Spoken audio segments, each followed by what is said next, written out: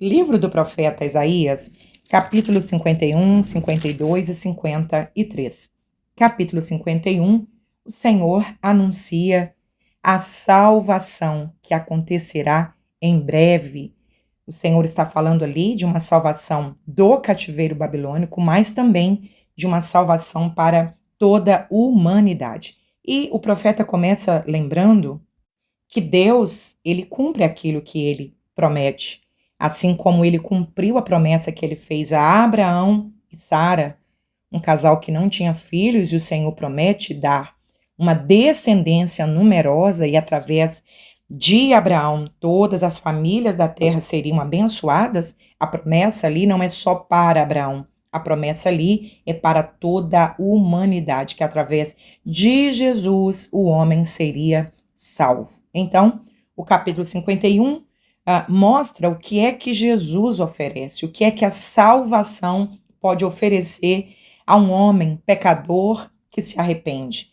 A salvação, ela vem acompanhada de alegria, de orientação, de uma nova família e de um cuidado do Senhor, de uma defesa do Senhor. Verso de número 7, diante a perseguição, diante das afrontas, Israel sempre foi uma nação perseguida. O povo de Deus, os cristãos, sempre foram perseguidos, mas o Senhor diz no verso 7, olha, não temas as afrontas e não se perturbem pelas injúrias. O Senhor está dizendo, quantas vezes eu livrei? Verso de número 9, lembrem nas gerações antigas, o que é que eu fiz?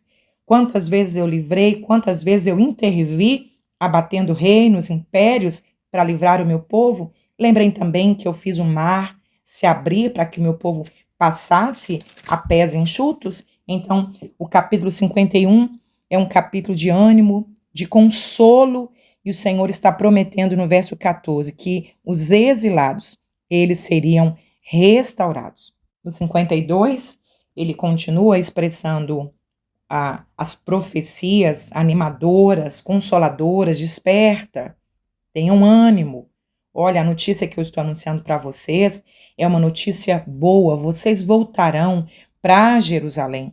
E o profeta também diz, no verso de número 7, que aquele que anuncia boas notícias, quão suaves, quão formosos são os seus pés.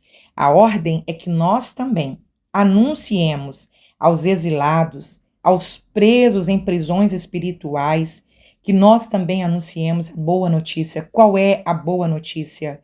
Jesus tem poder para libertá-los. A boa notícia é que Jesus, ao morrer na cruz do Calvário, ele paga o preço pela nossa salvação, pela nossa liberdade. E no capítulo 52 ainda, a partir do verso 13, ele começa a falar acerca do Salvador. Quem é esse Salvador? Ele não virá com uma glória humana como os reis vinham na terra, com aplausos, sendo ovacionados. Ele disse assim, não, ele vai ser engrandecido depois, mas quando ele vier como Salvador, capítulo 53, começa a mostrar que ele viria como uma figura improvável, raiz de uma terra seca, ou seja, de onde menos se espera, da tribo de Judá, o descendente de Davi, o judeu desprezado, esse judeu que era indigno, homens de dores. Então o profeta agora começa a anunciar o perfil desse Salvador. Jesus, ele não teria uma beleza física, porque as pessoas não deveriam ser atraídas ao Salvador por causa da sua aparência, por causa da sua formosura. Verso de número 2 também diz que ele seria desprezado. Verso de número 3, desprezado, indigno, homens de dores, ou seja, ele seria um ser humano sujeito a dores, sujeito a sentimentos como nós seres humanos temos, sujeito a ser ferido, mas tudo isso ele fez voluntariamente. Jesus, quando ele entrega sua vida na cruz do Calvário, não era que as pessoas, os judeus ou os romanos estavam matando Jesus. Jesus estava se entregando para morrer. Ele tomou sobre si as nossas dores. Ele foi ferido pelas nossas transgressões. Verso de número 5. O castigo que nos traz a paz estava sobre ele, e pelas suas pisaduras nós fomos sarados. Jesus, verso de número 7. Ele foi o Cordeiro de Deus. O Cordeiro enviado, verso de número 10, pelo próprio Deus, pelo próprio Pai. O Senhor agradou o moê-lo, fazendo-o enfermar. Foi da vontade do Pai que o Filho fosse enviado, João 3,16, como um Cordeiro de Deus, assim como na primeira aliança, um cordeiro era sacrificado para que as pessoas fossem redimidas por causa dos seus pecados. Jesus é esse cordeiro, verso de número 7, que não abriu a sua boca, foi levado ao matadouro como ovelha muda, sem reclamar. Ele assume a nossa punição, o castigo que era nosso, Jesus assume ao morrer na cruz do Calvário. E, verso de número 11, a família de Cristo, ela cresceria, ou seja, não era só para os judeus. A salvação, ela se estenderia a todos os povos. E o Senhor, verso de número 11, justificará a muitos, porque a iniquidade deles levará sobre si. Eu e você, que somos gentios, que não somos judeus, estamos debaixo dessa bênção. E a família de Cristo, o cristianismo, ele cresceu e cada dia mais a igreja do Senhor cresce, mesmo diante afrontas, perseguições, mortes como aconteceram nos primeiros séculos e ainda acontecem em muitas nações, mesmo diante de tanta perseguição, a família de Cristo cresce. Glória a Deus. Livro do profeta Isaías, capítulo 54, 55, 56 e 57.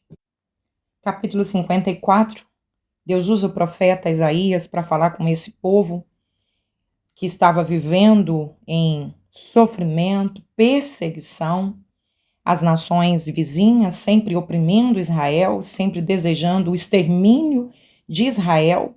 E o Senhor então faz uma promessa para eles: olha, cantem alegremente.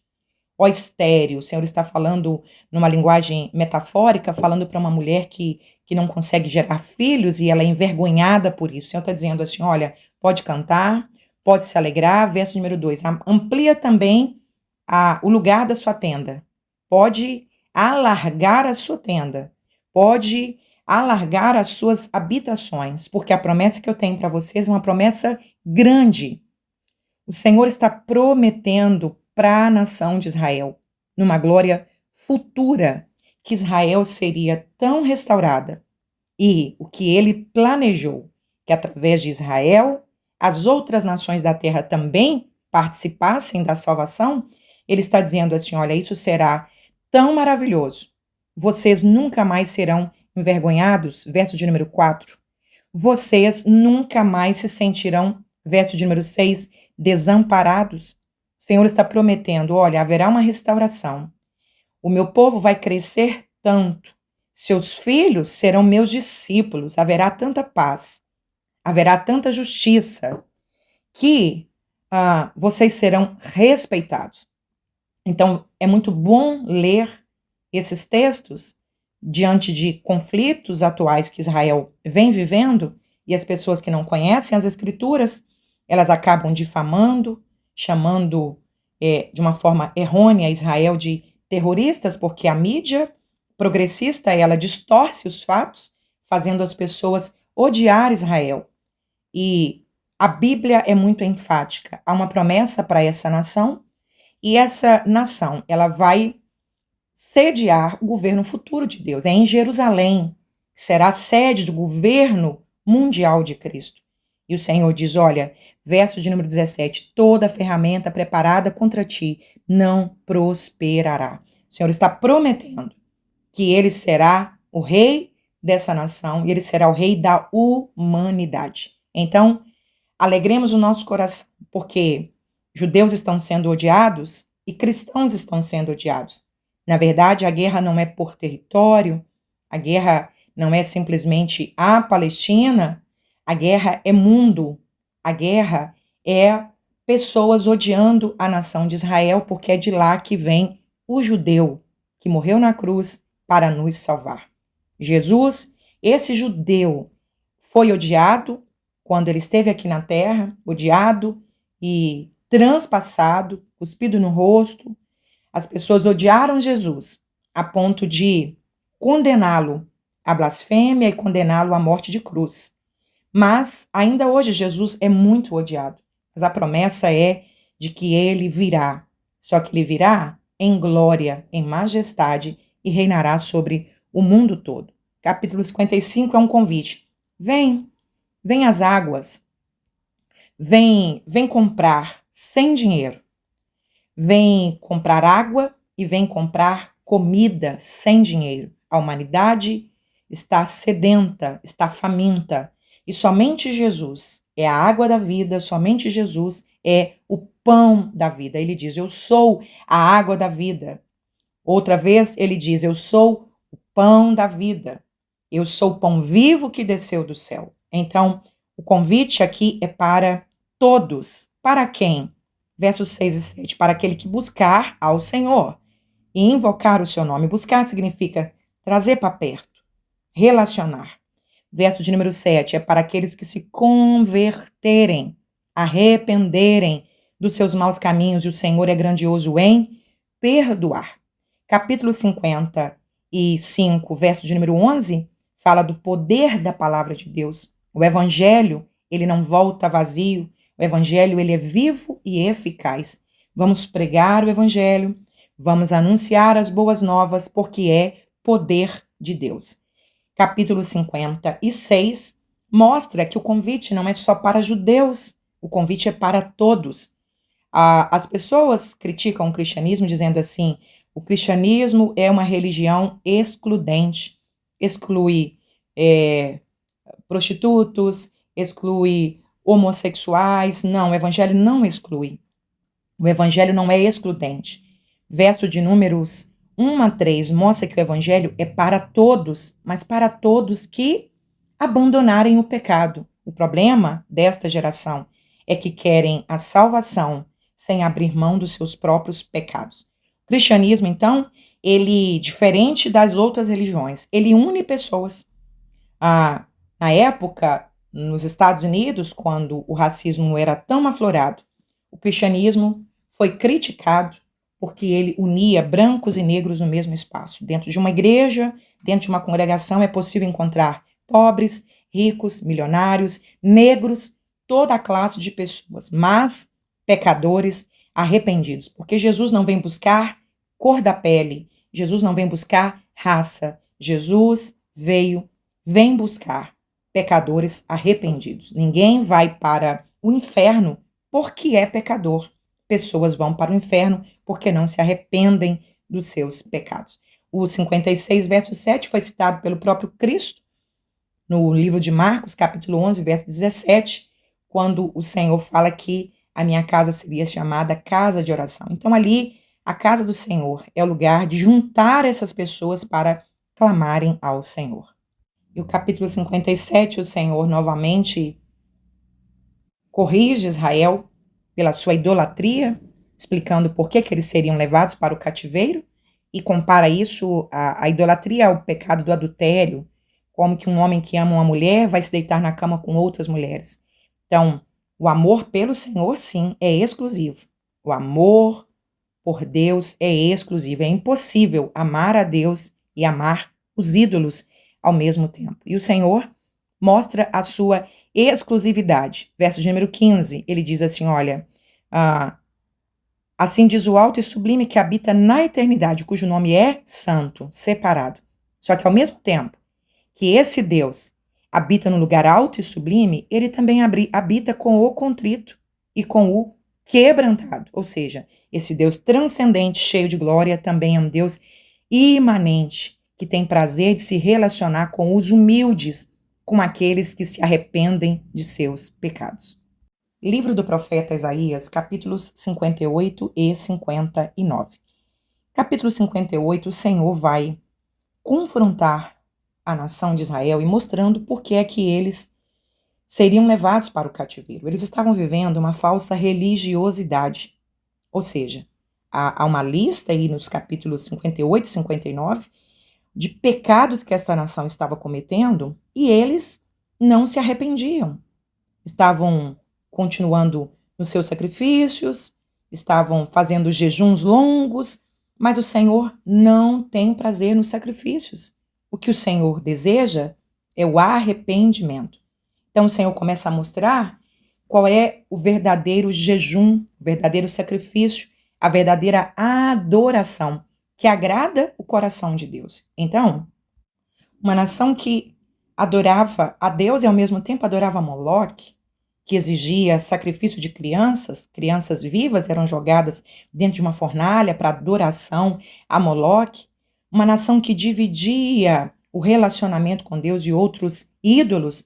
O Senhor está dizendo então aqui, olha, as vossas iniquidades, capítulo 59, as vossas iniquidades fazem divisão entre vós e o vosso Deus. A palavra iniquidade aqui, no hebraico, é avon, que significa a perversidão, depravação, ou seja, distorcer aquilo que é certo, trocar os valores.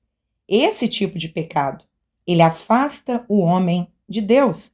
Então, capítulo 59, o Senhor começa a listar a partir do verso 2, as vossas iniquidades fazem divisão, verso 3, as vossas mãos estão contaminadas de sangue, a vossa língua fala falsamente, não tem ninguém, verso 4, que clame pela justiça, as pessoas andam falando mentiras, verso 7, estão correndo para o mal, estão correndo para derramar sangue inocente. Percebem que são as mesmas características dessa geração atual? Verso de número 10, eles não querem ver, não querem ouvir a verdade. O pior cego, já se diziam os nossos avós, são aqueles que não querem ver uma verdade tão clara, nunca foi tão claro o lado do bem e o lado do mal, o lado da luz e o lado das trevas, nunca foi tão discernido esses dois lados. Apenas existem dois lados, um caminho que está indo para o céu e um caminho que está indo para o inferno. Isso nunca foi tão claro, mas há aquelas pessoas que se enquadram aqui, não querem ver a verdade, não querem ouvir a verdade, preferem trocar os valores, versos de número 14, o juízo se tornou atrás, a justiça se pôs longe, a verdade anda tropeçando pelas ruas. Prestem atenção no verso 15, a verdade ficou tão desfalecida que quem fala a verdade está se arriscando. Não é isso que nós estamos vivendo? Quantas pessoas são canceladas, estão sendo presas, processadas por falar a verdade? Por exemplo, quando nós falamos que o ser humano ele já nasce com uma definição do sexo, homem já nasce homem, mulher já nasce mulher, e somos punidos por falar a verdade. Somos punidos por falar que o homem precisa se arrepender dos seus pecados e não há justiça. O bandido é ovacionado e o homem justo é punido. É isso que o texto está dizendo. Estas iniquidades fazem o homem estar separado de Deus. Mas o restante do capítulo é um convite, verso de número 20. E virá um redentor aos que se desviarem da transgressão. O meu espírito, verso 21, virá sobre ele. Então, que nós possamos espalhar essa boa notícia. Convidar a humanidade ao arrependimento, porque o Senhor é poderoso para perdoar. Como que uma pessoa injusta se torna justa? Como que uma pessoa que vivia uma vida depravada, pervertida, de repente, essa pessoa torna-se um homem de bom caráter, somente pela ação do Espírito Santo. Esse homem morre carnalmente e nasce de novo através do Espírito Santo que passa a habitar dentro desse ser humano. E ele passa a gerar o fruto do Espírito Santo através do novo nascimento. E nós somos os propagadores. Nós, igreja, nós cristãos, estejamos atentos, dispostos a enfrentar a injustiça e a troca de valores e ensinar os nossos filhos a enfrentar essa guerra, mas nós não podemos nos calar. Nós tocaremos a trombeta em Sião. Livro do profeta Isaías, capítulos 60, 61, 62 e 63. A partir do capítulo 60 até o 66, o profeta Isaías vai falar sobre profecias messiânicas, tanto sobre a vinda de Jesus, como o início desse seu reino invisível, e sobre o reinado visível de Cristo, geograficamente será em Jerusalém. Então, capítulo 60, ele começa falando sobre essa restituição dessa glória de Jerusalém e do povo de Deus. Mateus capítulo 4, verso 16, tem o cumprimento dessa profecia de Isaías, dizendo que o povo que vivia em trevas viu uma grande luz. Então, a igreja, como um povo de Deus, ela é a refletora da glória de Cristo. As pessoas que estão em trevas, elas conhecem a luz de Jesus através da igreja. Quem vive na mentira conhece a verdade através da igreja que propaga o evangelho, que é a palavra de Deus. E, a partir do verso de número 4, começa a mostrar, então, como que será essa nova Jerusalém. Essa nova Jerusalém, ela será respeitada, ela será muito honrada. Nações do mundo inteiro, verso de número 10, pessoas estrangeiras, reis do mundo inteiro, vão reconhecer Jerusalém como um lugar de habitação do reino de Cristo, desse reino milenar, desse reino visível de Cristo.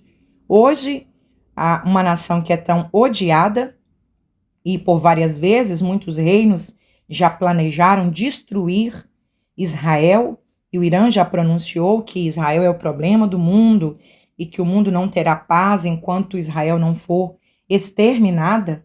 Eles não conhecem as Escrituras e não sabem que Israel é invencível, não pela nação propriamente dita, porque Israel rejeitou o Messias, mas por causa das profecias, que virá um dia que Israel vai reconhecer Jesus como o Messias, como o Salvador, e ela se tornará um centro de adoração no mundo.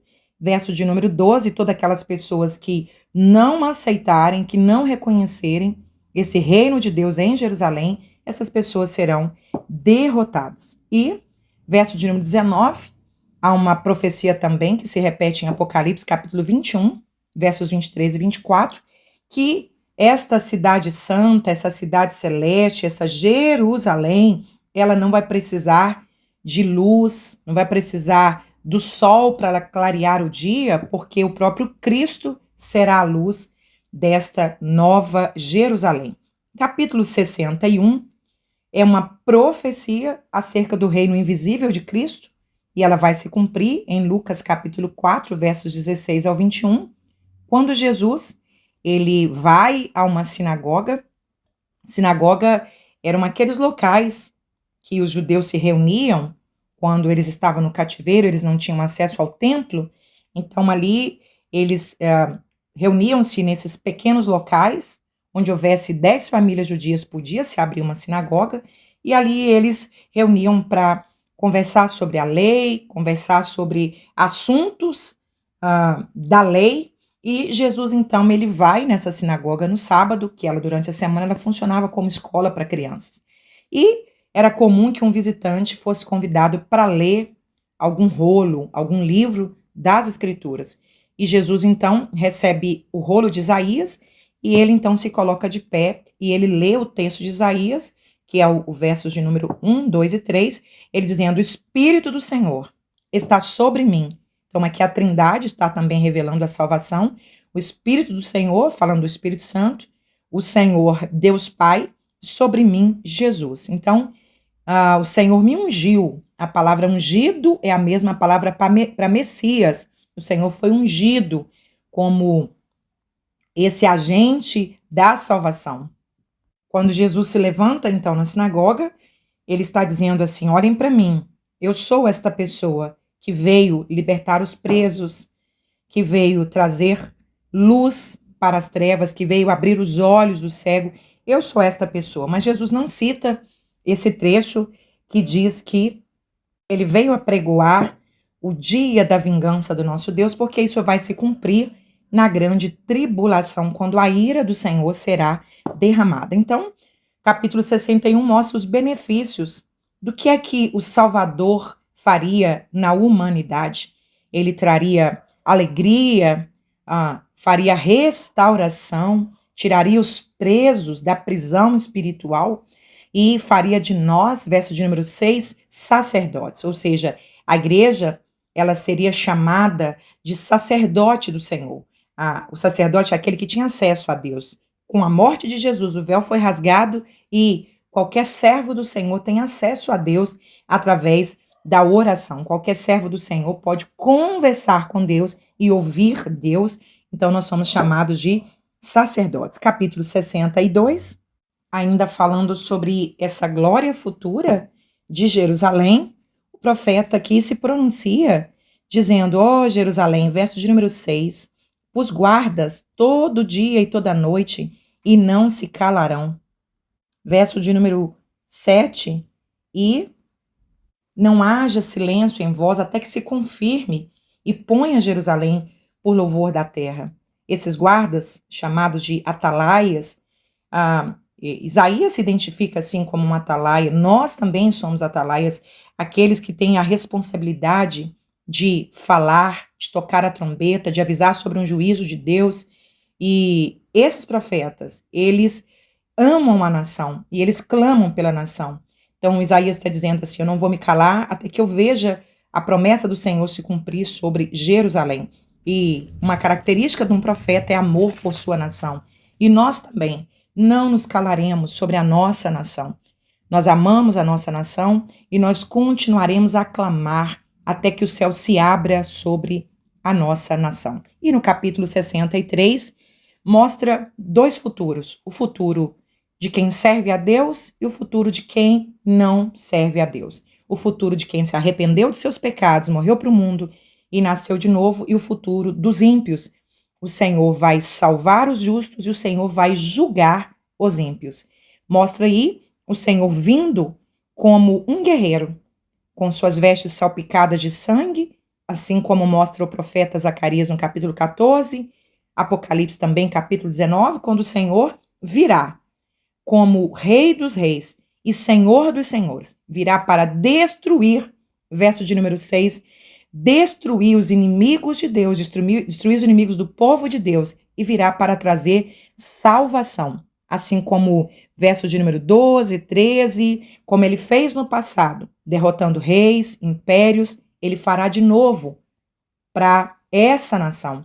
Quando Israel reconhecer Jesus como Salvador, como Messias, Israel vai clamar e o Senhor virá para livrar o seu povo.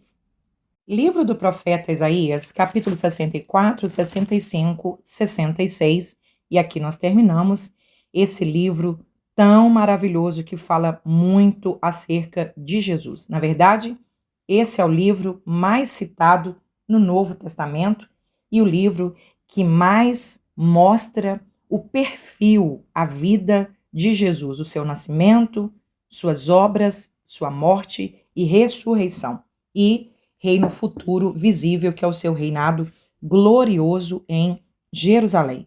Capítulo 64, o profeta, ele ora, clama ao Senhor para que Deus intervenha sobre o mundo, derrote os inimigos, livre a nação.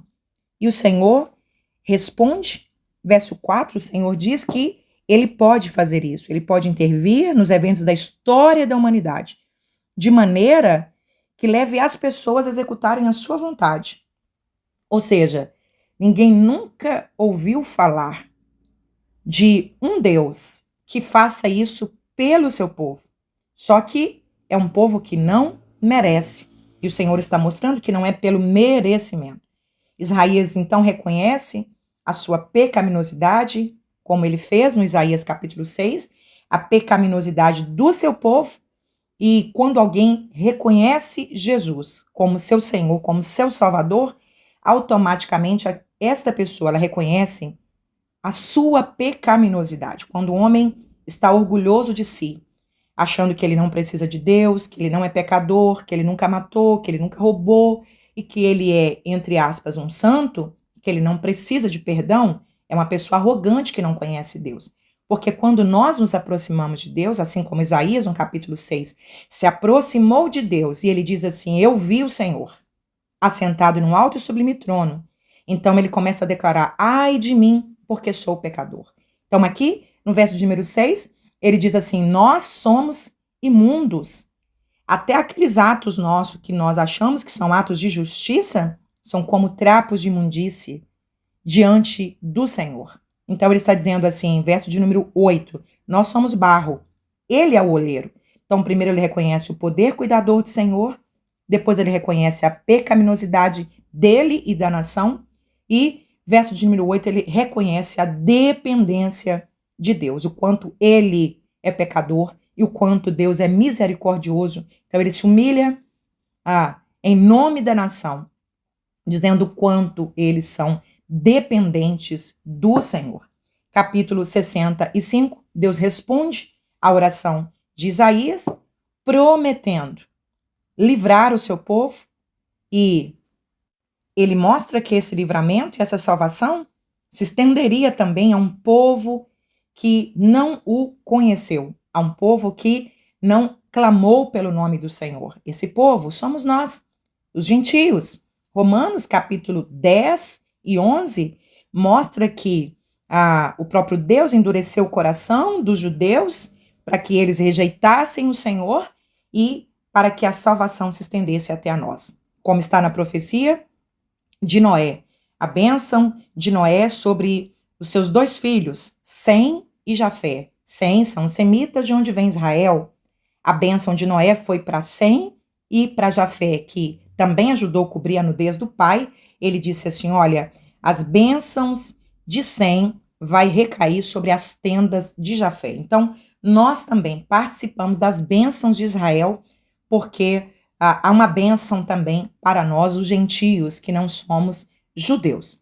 E o Senhor fala ainda sobre o final do justo e o final dos ímpios. Verso de número 9, o Senhor diz, os meus eleitos herdarão a terra. Verso de número 11, mas aqueles que se apartaram do Senhor, se esqueceram do meu santo monte, essas pessoas passarão pelo juízo de Deus. Então, verso 17 mostra o Senhor criando novos céus e uma nova terra, que é a eternidade. Isso vai ficar mais claro no capítulo 66, que mostra como será essa nova Jerusalém. É o último evento da escatologia. É a formação de um novo céu e de uma nova terra. É o início da eternidade. O céu será o trono de Deus e a terra, o lugar onde ele vai apoiar os seus pés. Então, céu e terra serão a mesma coisa, como lemos também no livro do Apocalipse. E o Senhor mostra que, antes que céu e terra sejam formados, haverá o juízo para os ímpios, a destruição dos inimigos de Deus. Porque só é possível a paz total para o povo de Deus mediante a destruição dos inimigos de Deus. Então, o Senhor vai destruir o falso profeta, o Senhor vai destruir o anticristo e vai destruir todos aqueles que se opuseram ao reino de Deus. E, verso de número 22, como céus novos e terra nova que hei de fazer estarão diante da minha face, diz o Senhor. Assim há de estar a vossa posteridade e o vosso nome. Então, haverá um trono branco, um juízo final e logo após, novos céus e nova terra.